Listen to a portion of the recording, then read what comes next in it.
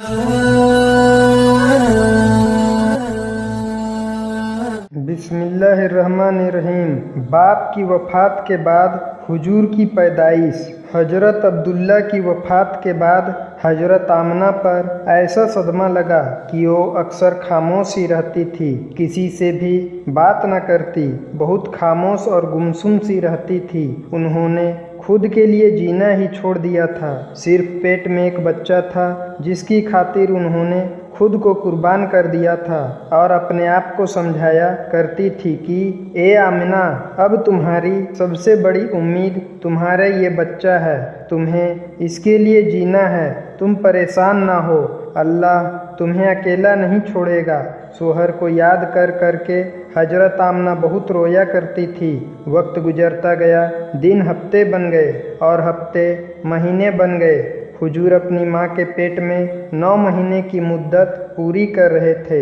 हजरत आमना फरमाती है कि जब मेरा बच्चा मेरे पेट में था तो मैं बड़ी अजीब अजीब चीज़ें देखती थी। अगर मैं घर से बाहर निकलती तो बादल का एक साया मेरे ऊपर आ जाता और मुझे धूप ना लगती। अगर मैं पानी भरने के लिए जमजम के कुएं की तरफ जाती तो रास्ते में जितने पेड़ होते उनकी टहनियाँ मेरे सामने झुक जाती जैसे मुझे सलाम कर रही हो। मैं हैरान थी कि आखिर ये सब मेरे साथ क्यों हो रहा है। और जब जमजम के कुएं के पास पहुंचती तो नीचे का पानी अपने आप ऊपर आने लगता और बिल्कुल ऊपर मुंडेर तक आ जाता कि मैं अपने हाथों ही में बाल्टी पकड़कर पानी भर लेती थी। मक्का की औरतें मुझे जमजम के कुएं के पास खड़ा रखती और मुझे जाने नहीं देती थी। वो कहती थी कि ए आमना, तुम थोड़ी देर और खड़ी रहो, वरना तुम्हारे जाने से ये पानी अभी नीचे चला जाएगा और फिर हमें भरने में बहुत तकलीफ होगी। इसी तरह हजरत आमना फरमाती है कि मैं औरतों से सुना करती थी कि जब पेट में बच्चा होता है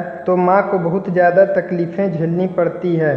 कभी हाथ पैरों में दर्द, कभी सर में दर्द, कभी उल्टी होना, कभी बुखार होना और कभी चिड़चिड़ापन आना। ये सारी बातें सुनकर मुझे अपने बारे में बड़ी हैरानी होती थी कि मुझे तो इन 9 महीने में कोई भी ऐसी तकलीफ़ देखने को ना मिली। यहाँ तक कि जब तक मेरा बच्चा मेरे पेट में रहा तो मेरे सर में दर्द तक नहीं हुआ। इसी तरह हजरत आमना को बड़े अजीब अजीब ख्वाब भी नजर आते थे। वो फरमाती है कि जब मैं रात को सोती तो मुझे ख्वाब में नजर आता कि मेरे जिस्म के अंदर से एक नूर निकला है और उसने सारी दुनिया को रोशन कर दिया है। ये सब देखकर मुझे यकीन हो चुका था कि मेरे पेट में जो बच्चा है वो कोई आम इंसान नहीं है। हुजूर के दादा हजरत अब्दुल मुत्तलिब दिन रात काबे के पास जाकर उसका गिलाफ पकड़कर अल्लाह से रो रो कर दुआएं करते थे कि या अल्लाह, मेरा बेटा अब्दुल्ला तो अब इस दुनिया में नहीं रहा, लेकिन उसके घर एक बच्चे की पैदाइश होने वाली है। या अल्लाह, उस बच्चे की हिफाजत फरमाना और मेरे अब्दुल्ला की नस्ल बाकी रखना। हुजूर के सारे चाचा इसी इंतज़ार में रहते कि मेरे भाई अब्दुल्ला के घर बच्चा कब पैदा होगा। यहूदियों की किताब तौरात में लिखा हुआ था कि जब आखिरी नबी आएंगे तो उसके पैदा होने से 10 दिन पहले आसमान पर एक लाल रंग का सितारा निकलकर चमकने लगेगा। तो जब हुजूर की पैदाइश के 10 दिन बचे तो आसमान पर वो सितारा निकल आया। उसे देखकर यहूदियों में भगदड़ मच गई और उनके आलिमों ने सारे यहूदियों को जमा किया और कहा कि देखो, आसमान पर लाल तारा चमकने लगा है, इसका मतलब है कि वो आखिरी नबी आने वाला है। जाकर मालूम करो कि इस वक्त मदीना में किसके यहाँ लड़के की पैदाइश में 10 दिन बचे हैं। यहूदियों ने जाकर मदीना में मालूम किया तो वहाँ बहुत सी औरतें हमल से थीं। उनके पेट में बच्चा था, लेकिन अभी किसी का वक्त करीब नहीं आया था। किसी के 2 महीने बाकी थे तो किसी के 4 महीने। उन यहूदियों ने आकर अपने आलिमों को बताया कि मदीना में ऐसा कोई बच्चा पैदा होने वाला नहीं। तो उनके आलिमों ने कहा कि अब मक्का में जाकर देखो। तो सारे यहूदी मक्का पहुँचे और आकर मालूम किया कि वहाँ किसी के घर बच्चे की पैदाइश होने वाली है। लोगों ने बताया कि हाँ, यहाँ मक्का में 5 ऐसी औरतें हैं कि जिनके घर बच्चे की पैदाइश होने वाली है। तो उन यहूदियों ने कहा कि नहीं, ऐसे बच्चे की पैदाइश कि जिसका बाप वफात पा चुका हो। तो लोगों ने बताया कि हाँ, अब्दुल मुत्तलिब का पोता पैदा होने वाला है। उस बच्चे के बाप अब्दुल्ला की अभी कुछ महीने पहले वफात हो गई थी। ये सुनकर यहूदियों की हाय निकल गई और वो सब रोते चिल्लाते अपने आलिमों के पास पहुँचे और कहा कि हाय अफसोस, आज नबूवत यहूदियों से निकलकर मक्का वालों में पहुँच चुकी है। वक्त गुजरता गया और आखिर वो दिन भी आया जिसका सभी को बेसब्री से इंतजार था। वो दिन भी आया कि जिसका इंतजार आसमान व जमीन, चरिंद व परिंद और हर मखलूक कर रही थी। आज उस बच्चे की पैदाइश हुई जिसकी वजह से इस दुनिया को बनाया गया था कि अगर वो ना होता तो शायद कुछ भी ना होता। आज उस बच्चे की पैदाइश हुई कि जिसके लिए चांद के 2 टुकड़े कर दिए गए। उस बच्चे की पैदाइश हुई कि जिसकी खातिर सूरज को अपनी जगह पर रोक दिया गया और अल्लाह ने हुक्म दे दिया कि ये सूरज अभी मत डूबना, क्योंकि मेरे हबीब मोहम्मद ने अभी असर की नमाज नहीं पढ़ी है। आज उस बच्चे की पैदाइश हुई जिसके पास सारी जिंदगी में जिब्रील 26,000 बार आए। रात का वक्त हो चुका था। हजरत आमना के पेट में हल्का सा दर्द उठा और उनको महसूस हुआ कि शायद आज मेरे बच्चे की पैदाइश होने वाली है। तो उन्होंने हजरत अब्दुल मुत्तलिब को इस बात की खबर कर दी। हजरत अब्दुल मुत्तलिब ने अपने मोहल्ले की एक दाई हजरत सिफा को अपने पास बुलाया और कहा कि आज रात तुम आमना के साथ ही गुजारो, क्योंकि मेरे बेटे अब्दुल्ला के घर आज बच्चा पैदा होने वाला है। रात गुजरती गई, चांद भी कहीं खामोश होकर बादलों में छुप गया था। हजरत आमना फरमाती है कि जिस रात मेरे घर बच्चे की पैदाइश हुई तो उस दिन मेरे घर में गरीबी का ये आलम था कि हमारे यहाँ चिराग में तेल जलाने के भी पैसे नहीं थे। दोस्तों, इस गरीबी में हमारे हुजूर इस दुनिया में तशरीफ़ लाए।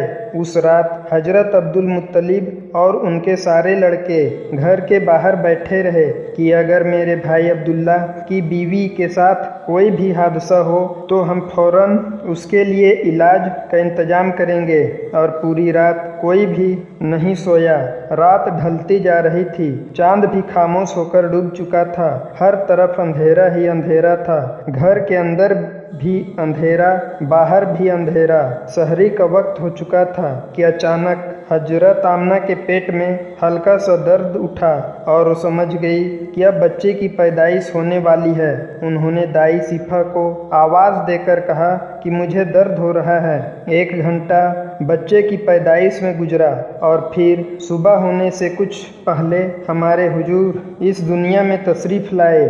हुजूर की पैदाइश पर 3 बातें बड़ी अजीब हुई जिन्हें देखकर दाई सिफा भी हैरान रह गई। पहली चीज़ कि जब बच्चा पैदा होता है तो उसकी नाप माँ की आंत से जुड़ी होती है, लेकिन हमारे हुजूर की नाप माँ की आंत से बिल्कुल अलग थी। दूसरी चीज़ कि जब बच्चा पैदा होता है तो उसके साथ बहुत ज़्यादा खून निकलता है, लेकिन हमारे हुजूर जब पैदा हुए तो अंदर से खून का एक कतरा भी नहीं निकला। तीसरी चीज़ कि जब लड़का पैदा होता है तो उसका खतना नहीं हुआ होता है, लेकिन हमारे हुजूर जब पैदा हुए तो आपका माँ की पेट के अंदर ही से खतना हुआ था। दुनिया में आपका खतना नहीं किया गया। ये 3 चीज़ें देखकर दाई सिफा घबरा गई और हजरत आमना से कहने लगी कि ये आमना, मैंने सारी ज़िंदगी में ऐसा बच्चा नहीं देखा। हजरत सिफा ने हुजूर को अपनी गोद में लेकर एक तरफ ज़मीन पर लिटा दिया।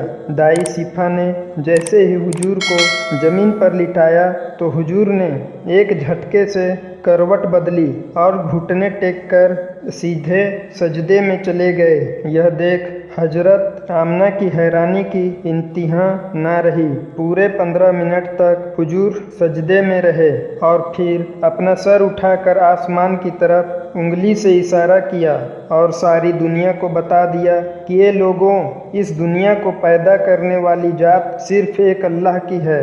हजरत आमना फरमाती है कि मैंने अपने बच्चे को अपनी गोद में लिया तो अचानक क्या देखती हूँ कि आसमान के तारे जमीन के करीब होते चले आ रहे हैं और फिर अचानक एक बादल का साया मेरे कमरे के अंदर आया और फिर मेरी गोद से मेरा बच्चा उस बादल के साया में गायब हो गया। उस बादल के अंदर से एक आवाज आने लगी कि ये जिब्रील, इस बच्चे को सारी दुनिया का चक्कर लगाओ, सारे नबियों की खूबियाँ दो, इसे यूसुफ की खूबसूरती दो, इसे अय्यूब का सब्र दो, इसे इब्राहिम की दोस्ती दो, इसे दाऊद की मीठी जुबान दो। और फिर हजरत आमना फरमाती है कि थोड़ी देर के बाद वो बादल का साया खत्म हो गया और मैं देखती हूँ कि मेरा बच्चा मेरी गोद में लेटा हुआ था। सुबह होने वाली थी।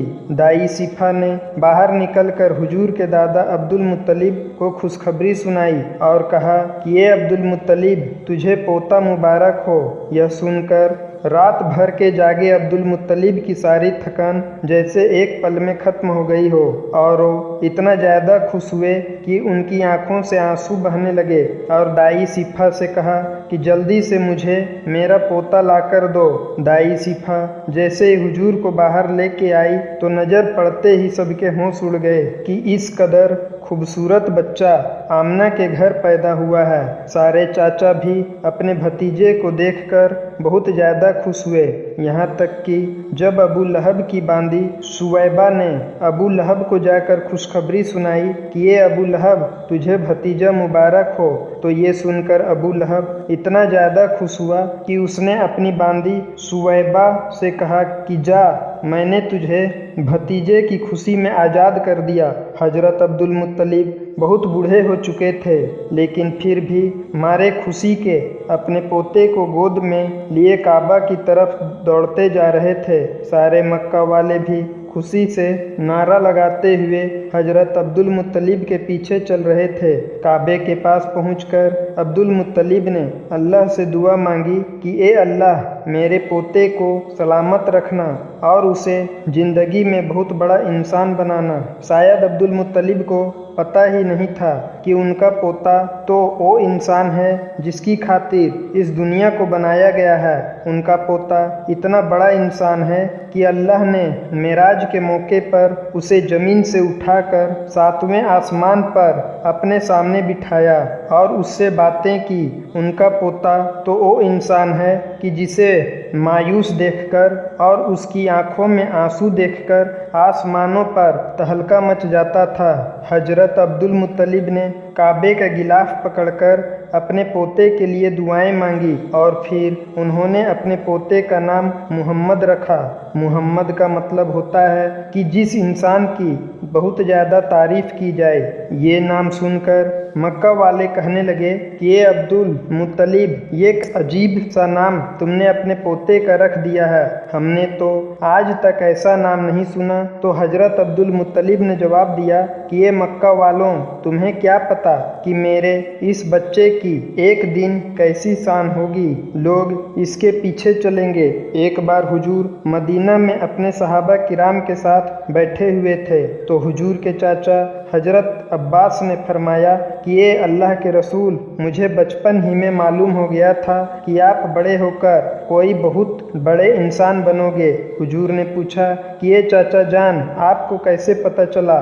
तो हजरत अब्बास रजी अल्लाह ताला अन्हों ने फरमाया कि ये अल्लाह के रसूल, जब आप 2 महीने के थे तो एक रात मैंने आपको देखा कि आप चारपाई पर अकेले लेटे रो रहे थे। मैंने आपको चुप कराने की कोशिश की, लेकिन आपने मेरी तरफ नहीं देखा, बल्कि अचानक आसमान की तरफ देखकर मुस्कुराने लगे।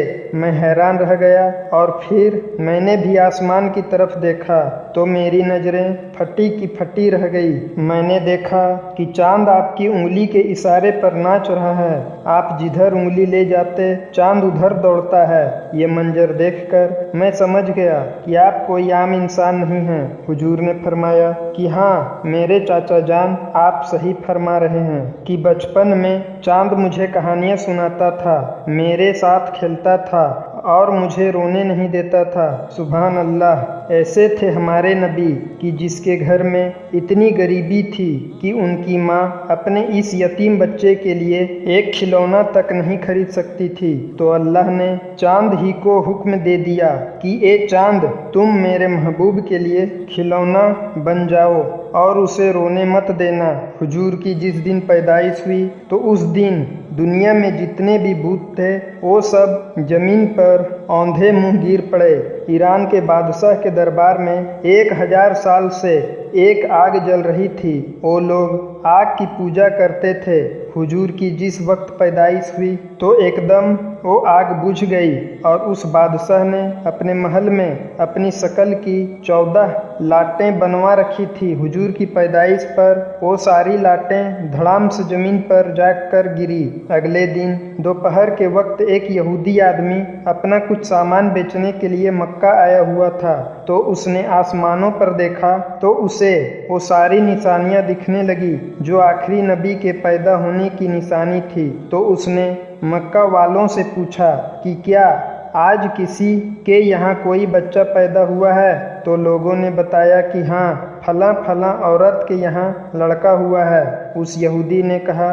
कि नहीं, ऐसा बच्चा कि जिसका बाप ना हो। तो लोगों ने बताया कि हाँ, अब्दुल मुत्तलिब का पोता पैदा हुआ है। उस यहूदी ने कहा कि मुझे चलकर दिखाओ, मैं उस बच्चे को देखना चाहता हूँ। फिर वो यहूदी हजरत आमना के घर पहुँचा और हुजूर को अपनी गोद में लिया और फिर पलटकर हुजूर की पीठ को देखा तो उसकी चीखें निकल पड़ी, क्योंकि हुजूर की पीठ पर नबी होने की मुहर लगी हुई थी। जब उस यहूदी ने नबूवत की मुहर देखी तो वो रोता हुआ कहने लगा कि हाय अफसोस, आज यहूदियों के हाथ से नबूवत निकल गई, अब उनकी बर्बादी बहुत करीब है।